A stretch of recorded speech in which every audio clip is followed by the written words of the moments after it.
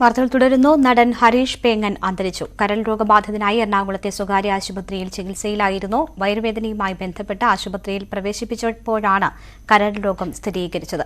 വിവരങ്ങളുമായി ഡാനി ഇപ്പോൾ ചേരുകയാണ്. ഡാനി, സുഹൃത്തുക്കളൊക്കെ ചേർന്ന് സഹായനിധി രൂപീകരിച്ച് വിദഗ്ധ ചികിത്സ നൽകാനുള്ള തയ്യാറെടുപ്പൊക്കെ നടക്കുന്നതിനിടയിലാണ് അതൊക്കെ ബാക്കിയാക്കി ഹരീഷ് പേങ്ങൻ വിട പറഞ്ഞിരിക്കുന്നത്. എപ്പോഴാണ് മരണം സ്ഥിരീകരിച്ചത്? മൃതദേഹം ഇപ്പോൾ എവിടെയാണ് സൂക്ഷിച്ചിട്ടുള്ളത്?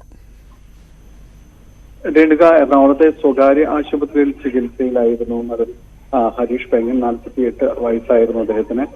വയറുവേദന കലശലായതിനെ തുടർന്നാണ് അടുത്തിടെ അദ്ദേഹത്തെ ആശുപത്രിയിൽ പ്രവേശിപ്പിക്കുന്നത്. തുടർന്ന് നടത്തിയ വിദഗ്ധ പരിശോധനയും ചികിത്സയിലുമാണ് അദ്ദേഹത്തിന് കരൾ രോഗം സ്ഥിരീകരിക്കുകയും ചെയ്യുന്നത്. തുടർന്ന് ഇത് കരൾ മാറ്റിവെക്കുന്നത് അടക്കമുള്ള കാര്യങ്ങളെ കുറിച്ച് ചർച്ച ചെയ്യുന്നതിന് അത്തരം ചർച്ചകൾ സിനിമാ ലോകത്ത് നിന്ന് തന്നെ നടന്നിരുന്നു.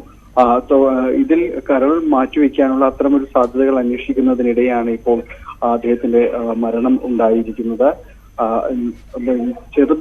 ചെറിയ വേഷങ്ങൾ, പക്ഷെ അതെല്ലാം തന്നെ ശ്രദ്ധ നേടുന്ന വേഷങ്ങളായിരുന്നു അദ്ദേഹത്തിൻ്റെത്. ആ രീതിയിൽ തന്നെയാണ് ചെറിയ വേഷങ്ങളിലൂടെ തന്നെ തന്റെ ഒരു വിജയത്തിനെ അടയാളപ്പെടുത്താൻ അദ്ദേഹത്തിന് കഴിഞ്ഞിരുന്നു. പ്രധാനമായും മഹേഷിന്റെ പ്രതികാരം തുടങ്ങിയ പോലുള്ള പടങ്ങൾ, ഷഫീഖിന്റെ സന്തോഷം, വെള്ളരിക്കാപട്ടണം തുടങ്ങിയ സിനിമകളെല്ലാം, അവസാനമായി ജോആൻ ജോ തുടങ്ങിയ ചിത്രങ്ങളിലെല്ലാം തന്നെ അദ്ദേഹത്തിന്റെ ഒരു സാന്നിധ്യം ചെറിയ വേഷങ്ങളിലെല്ലാം തന്നെ അദ്ദേഹത്തിൻ്റെത് ഉണ്ടായിരുന്നു.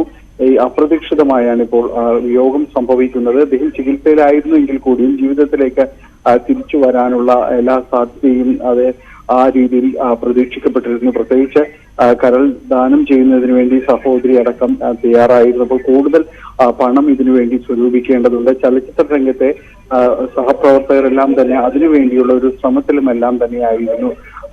പക്ഷെ അതിനിടയിലാണ് അദ്ദേഹത്തിന്റെ വിയോഗം സംഭവിക്കുന്നത്. എറണാകുളത്തെ സ്വകാര്യ ആശുപത്രിയിലാണ് ഇപ്പോൾ മൃതദേഹം സൂക്ഷിച്ചിരിക്കുന്നത്. നാളെയാണ് നാട്ടിലേക്ക് കൊണ്ടുപോകും. സംസ്കാരം അടക്കമുള്ള കാര്യങ്ങൾ നാളെയാണ് ഉണ്ടാകുക എന്നാണ് മനസ്സിലാക്കാൻ സാധിക്കുന്നത്. അദ്ദേഹത്തിന്റെ പ്രധാനപ്പെട്ട സിനിമകൾ എന്ന് പറയുന്നത് മഹേഷിന്റെ പ്രതികാരത്തിന് പുറമെ ഷഫീഖിന്റെ സന്തോഷം, അനീതി, 2.5, വെള്ളരിക്കാപട്ടണം, ജാനിമൻ തുടങ്ങിയ ചിത്രങ്ങളാണ് അദ്ദേഹത്തിന്റെ മറ്റ് ചിത്രങ്ങൾ എടുത്ത് പറയാനുള്ളത്.